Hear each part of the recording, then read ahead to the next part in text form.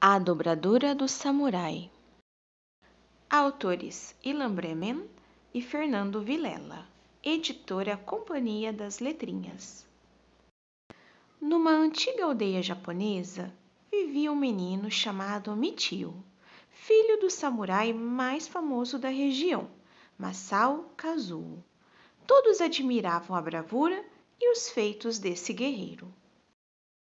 Desde pequeno, Michio gostava de acompanhar o pai. As crianças da aldeia invejavam a sorte do menino, porque ao lado do famoso guerreiro, ele poderia aprender técnicas de luta e conhecer o código de honra dos samurais, o Bushido. Para o Bushido, o medo era um sentimento a ser aniquilado, enquanto a lealdade, a coragem, a força, o equilíbrio eram valores nobres e vitais. Os samurais podiam ser identificados pelas duas espadas que carregavam à cintura. Além das espadas, sabiam manejar como ninguém bastões, arco e flechas e lanças. Mas não eram as armaduras, espadas, nem técnicas de artes marciais que aproximavam Michio do pai. O menino gostava de ficar grudado no grande samurai por causa de um pedaço de papel. Masao Kazuo era especialista na arte de dobrar papéis, o origami, e de suas mãos saíam dezenas de figuras, como gatos, cachorros, lírios, grilos saltadores, rãs, balões, flores, entre tantas outras formas. Os samurais gostavam muito do origami, pois acreditavam que a técnica ajudava a desenvolver a coordenação motora, o tato e a circulação sanguínea. Corpo, alma e mente trabalhavam juntos quando as dobraduras eram feitas. Mas o origami era proibido para as crianças, porque o papel era muito caro e não podia ser desperdiçado. Então, Michio passava horas vendo o pai fazer as dobraduras. Pai, faz mais um tsuru para mim? O tsuru é a dobradura que representa o Grou, a ave da saúde e da fortuna, e Michio gostava do tsuru mais do que de qualquer outra dobradura. Masao ficava feliz em ver o interesse do menino.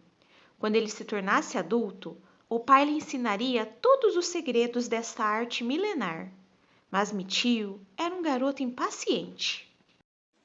Pai, por favor, me ensine a fazer dobraduras. Filho, já lhe disse 1000 vezes que crianças não podem mexer nos papéis da aldeia. Já sei, os papéis são muito difíceis de fazer. Resmungava Michio. Os anos foram passando, Michio crescendo e Masao envelhecendo. O samurai já sabia que o filho não seria um guerreiro, pois o destino do garoto estava ligado ao origami. Finalmente, ao completar a maioridade, Michio teve acesso aos papéis da aldeia. Sua habilidade com as mãos era espantosa, fruto de anos de observação e admiração do trabalho do grande Masao. As crianças faziam fila para ganhar uma dobradura do jovem artista. A cada ano, as mãos de Michio ficavam mais habilidosas. Com o tempo, sua fama percorreu o Japão e até o imperador havia encomendado algumas dobraduras do novo mestre do origami. Todos diziam que as dobraduras de Michio eram tão perfeitas que, se não fossem bem guardadas, poderiam se transformar em animais e objetos de verdade. Alguns afirmavam ter avistado tsurus voando ao redor da aldeia.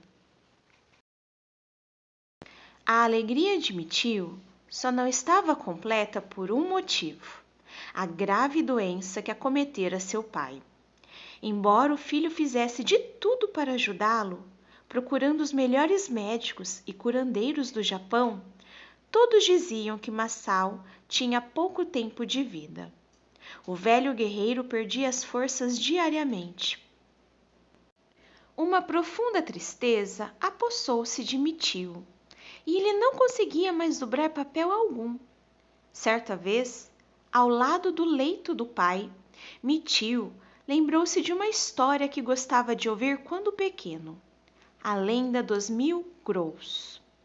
Segundo a lenda, o Grou vivia mais de 1000 anos, e por isso quem conseguisse dobrar 1000 tissurus teria os desejos realizados.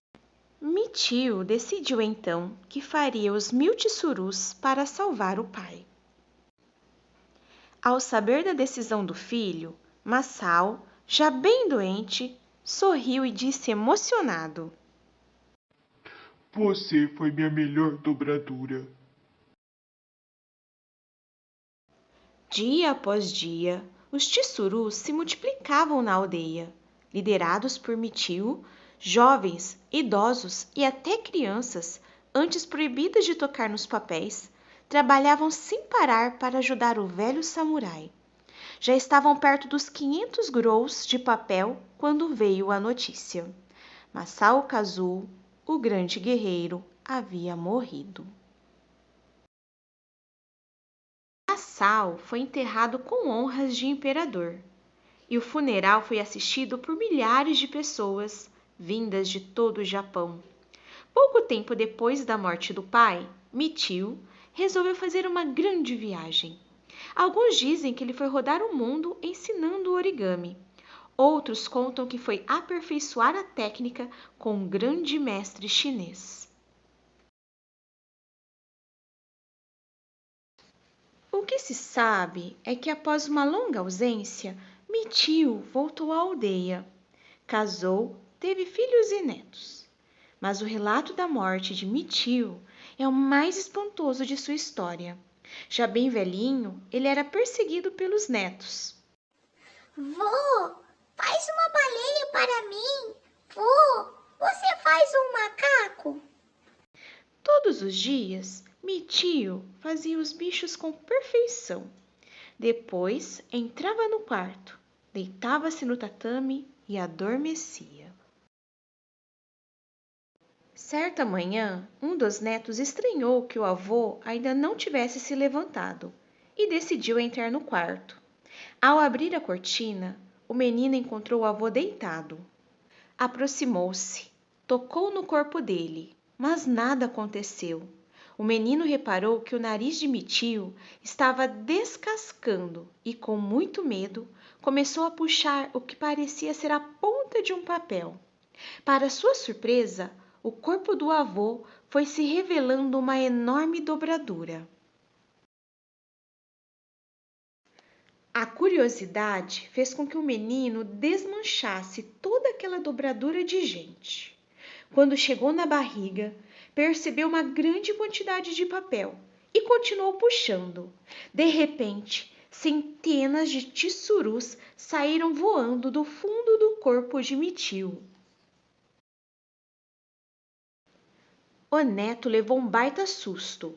Viu também os tissurus dançarem em volta do avô e em seguida levantar o que restara de seu corpo de papel e o carregarem para fora de casa. A aldeia inteira foi acordada pelos gritos do menino. Surpresos, todos puderam ver o grande Mitio, filho do maior samurai do Japão, ser carregado por seus queridos tissurus para o tão merecido descanso.